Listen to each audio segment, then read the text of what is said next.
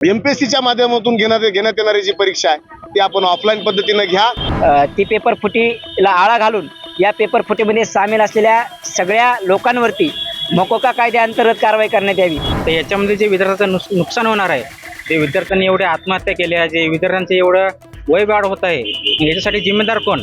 जे विद्यार्थी या ठिकाणी आंदोलन करत आहेत त्या विद्यार्थ्यांचा प्रश्न अत्यंत महत्त्वाचा आहे। कारण एमपीसी सारखी विश्वासार्ह संस्था, या विश्वासार्ह संस्थेच्या माध्यमातून ज्या परीक्षा घेतल्या जातात त्याच्यावरती सर्वसामान्यांचा, पालकांचा, नागरिकांचा, युवकांचा, विद्यार्थ्यांचा विश्वास आहे आणि या परीक्षेच्या माध्यमातून परीक्षा घ्याव्यात अशी सगळ्यांची इच्छा आहे। परंतु शासन आज कशा पद्धतीनं एक वेगळ्या पद्धतीनं दिशाभूल करतंय हे आपण लक्षात घेतलं पाहिजे की अगोदर टीईटीचा पेपर फोडला गेला, त्याच्यानंतर सरळ सेवेचे पेपर फुटले गेले आणि आता एमपीसी ही ऑनलाईन पद्धतीने घेऊ म्हणजे विद्यार्थी जे 2-2, 3-3 वर्षापासून अभ्यास करतायत, तयारी करतायत, अशा सर्व विद्यार्थ्यांची जी मनस्थिती आहे ती सातत्यानं दिशाभूल करण्याचं काम ही व्यवस्था करते आहे।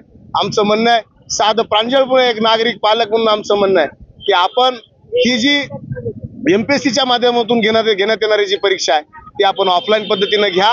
कारण जर विद्यार्थ्यांचीच मागणी असेल त्या पद्धतीने आपण परीक्षा घेतली पाहिजे। आपण कुठल्याही पद्धतीचा एक हुकुमशाही पद्धतीने निर्णय त्यांच्यावरती थोपू नका। विद्यार्थ्याच्या मानसिकतेचा, त्यांच्या परिस्थितीचा, 5-5 वर्ष ते तयारी करतात त्याचा विचार आपण करावा आणि ही परीक्षा ऑफलाईन पद्धतीनेच आपण घ्यावी, एवढंच मी या ठिकाणी या शासनाला विनंती करतो आणि ते करावं। अन्यथा आम्ही नागरिक रस्त्यावरती उतरू आणि या विद्यार्थ्यांना पाठिंबा देऊ, एवढंच आव्हान आज या ठिकाणी मी करतो। नक्कीच महाराष्ट्रामध्ये जे आंदोलन चालू आहे विद्यार्थ्यांचं, त्याचप्रमाणे आम्ही बीड जिल्ह्यामध्ये मोठ्या प्रमाणावरती सगळ्या विद्यार्थ्यांना, युवकांना एकत्रित करून एक मोठं आंदोलन या ठिकाणी उभारणार आहोत। नाहीतर सरकारने लवकरात लवकर याची दखल घेण्यात यावी। हे आंदोलन एमपीएससी परीक्षा पूर्ववत ऑफलाईन पद्धतीने घेण्यात यावी। तसेच शासकीय विभागात सगळ्या विभागांमध्ये जी रिक्त पदे आहेत ती सगळी रिक्त पदे तात्काळ भरण्यात यावीत आणि सध्या जो देशामध्ये, राज्यामध्ये जो पॅटर्न आलेला आहे पेपर फुटीचा, त्यामुळे जे सामान्य विद्यार्थ्यांचं नुकसान होत आहे, ती पेपर फुटीला आळा घालून या पेपर फुटीमध्ये सामील असलेल्या सगळ्या लोकांवरती मकोका कायद्याअंतर्गत कारवाई करण्यात यावी, अशा आमच्या या 3 मागण्या आहेत। यासाठी आमची निदर्शने आहेत।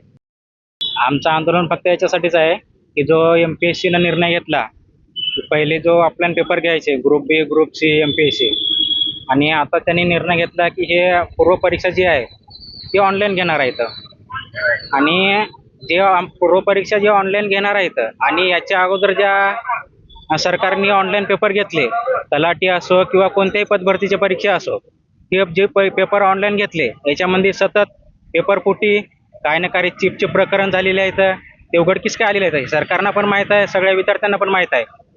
तरी पण हे सर्व होऊनही सरकार तरी पण एमपीएससीवर एवढा आमचा विश्वास असून सगळे सरळ सेवा जे पेपर आहेत ते एमपीएससीकडे नेले आणि एमपीएससीकडे सरळ पेपर यासाठी नेले की जे TCS, IBPS पेपर घ्यायचे ऑनलाईन, ते पेपर फुटी प्रकरण वाढले, याच्यासाठी आम्ही अगोदर आंदोलन केले आणि हे पेपर आम्ही एमपीएससीकडे नेले।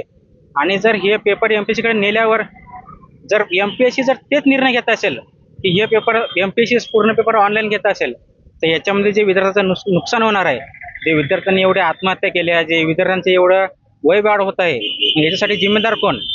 आम्ही काय करायचं मग?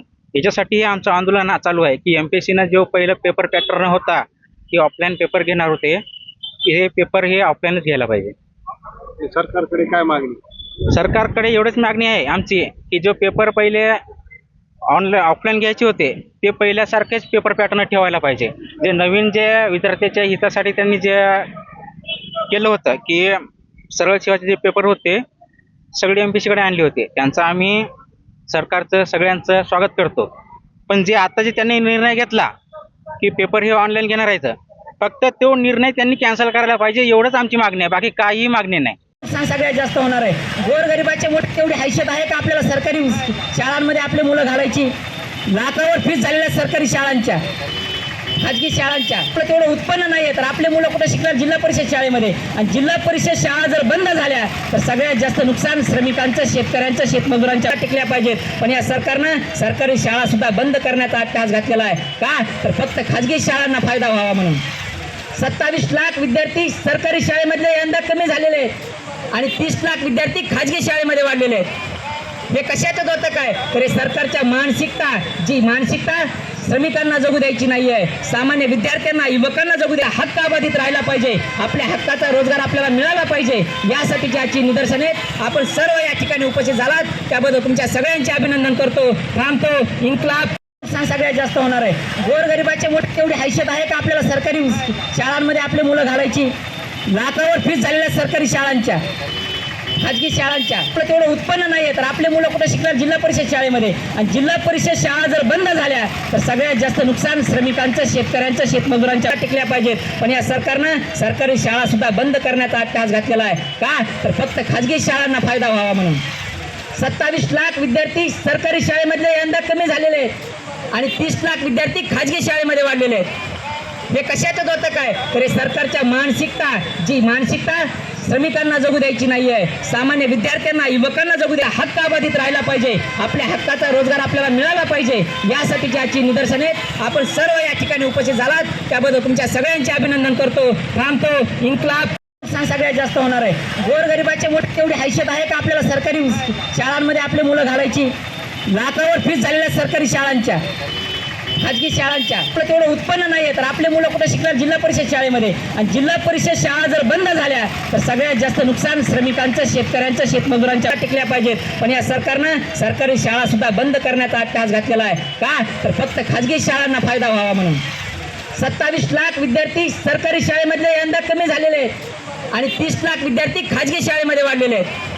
हे कशाचं द्योतक आहे? तर हे सरकारच्या मानसिकता, जी मानसिकता श्रमिकांना जगू द्यायची नाही आहे, सामान्य विद्यार्थ्यांना, युवकांना जगू द्या, हक्क अबाधित राहिला पाहिजे, आपल्या हक्काचा रोजगार आपल्याला मिळाला पाहिजे, यासाठीची आजची निदर्शने.